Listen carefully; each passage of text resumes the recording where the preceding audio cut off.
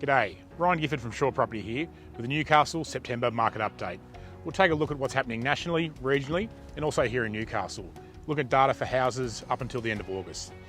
Will interest rates continue to rise, which continues to have an effect on the market.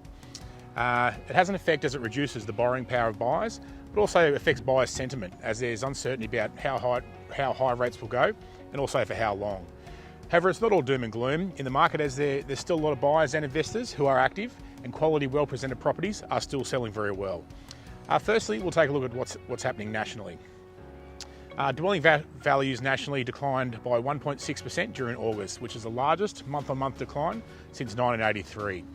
The number of new listings on realestate.com.au also jumped by 9.9% in August from July.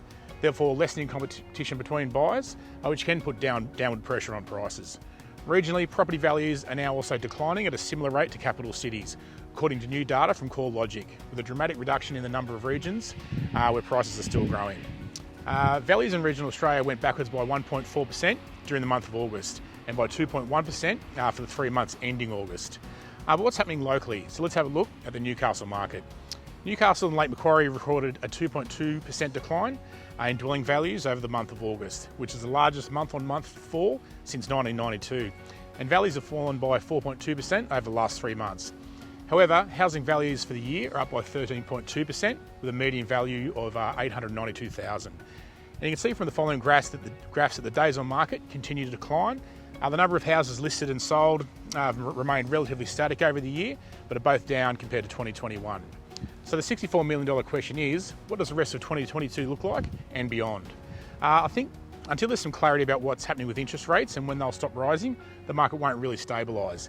This means there may be more price falls in some property values for the rest of 2022 and potentially into 2023.